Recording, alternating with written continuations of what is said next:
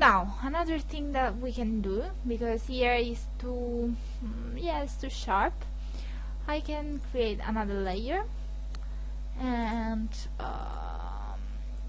go there on the first default brush, make it like that, okay, and make it white. On the flow less, we can do like 25, and we start to put some fog, I don't know how to say what, where the light comes, we put some white, like there, also there, on the crow, here. Okay, now that's too much, so we take the eraser, even bigger, no, that's too much, with the flow very low, yes, 15 is fine, and we start to delete some parts that are too white, for example there. And now you can see the difference, because it looks more smooth, more real, I don't know. I always use that to make some lights around the avatar. Also you can decrease the opacity if you still think that's too much. Another thing, when the light is coming, here too will be lighter. So I do another selection, or I can use also the Dutch tool. Let's use that one, it's easier. And I start to make it brighter, like that.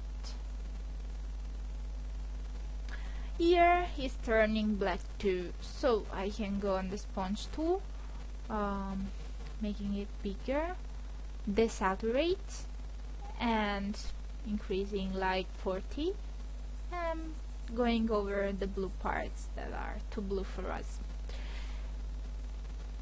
Now I made the heads, I made the crows, I made everything. Let's say that I'm happy with my picture. Always after you did all your collage, you have to go on layer, new adjustment layer, color balance. This is a layer that will correct and uniform all the colors of your image. For example, now I'm turning off blue, or I can turn more red. You see how the colors works better together when I put a layer that color all the parts of my collage together. It's different than if I do one by one. So for example, I say that I want more yellow. Yes, I like more yellow. I love yellow. I always put yellow everywhere. That's my problem. So now my picture is done. I can decide to scale a little bit more, or I can also do that if my space permits. But let's say I'm happy with this picture I made. I can also do that. Okay. So now I have my image. I don't know what happened. Okay, I don't know. And I merge all my layers, and I do merge visible or flatten image. It's the same. I remove the lock.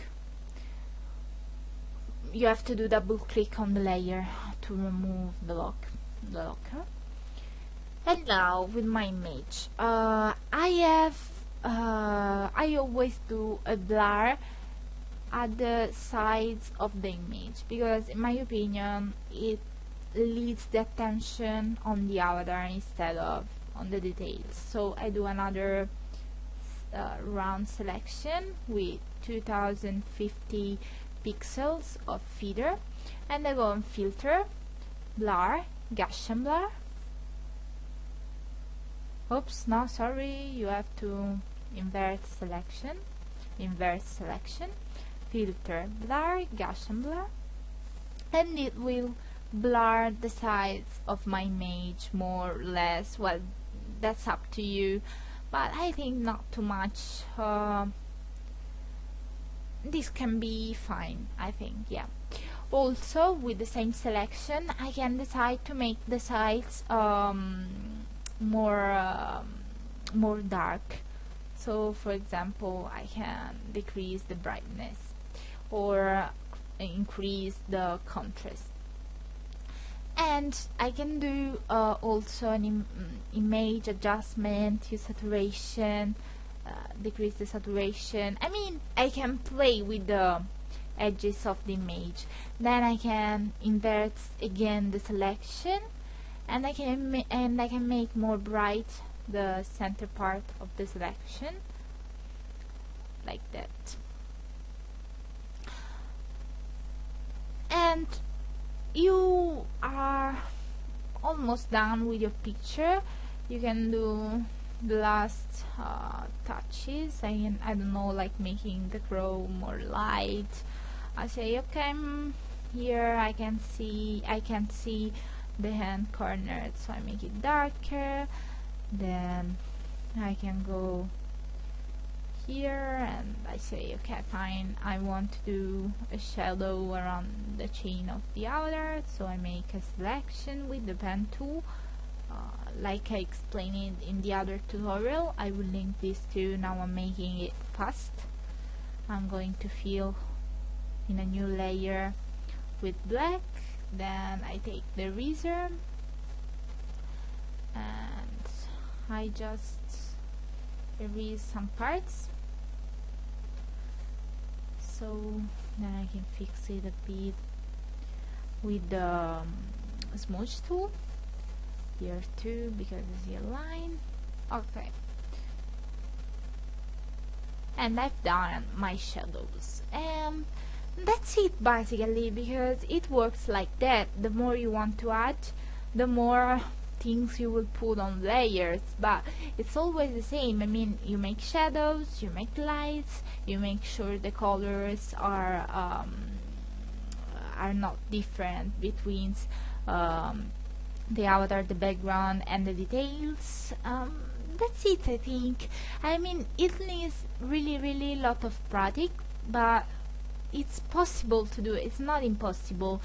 Just make sure the picture is frontal, because I saw many people trying to do green screen photography, but they were coming from the front, from the bottom or from the top. So when you put the image on the background, it will look weird, because of course you don't have the right perspective. So I hope you enjoyed my tutorial about green screen. If you have questions, please let me know. Just a little preview. I tell you that I'm going to open an help page in my blog, where you will be able to post whatever doubt you have or problem with viewers, and I will try to help you to fix your problems, but also questions of any kind. And I hope that I will create a little community, and we will be able to help each other. So bye bye, and see you in next tutorial.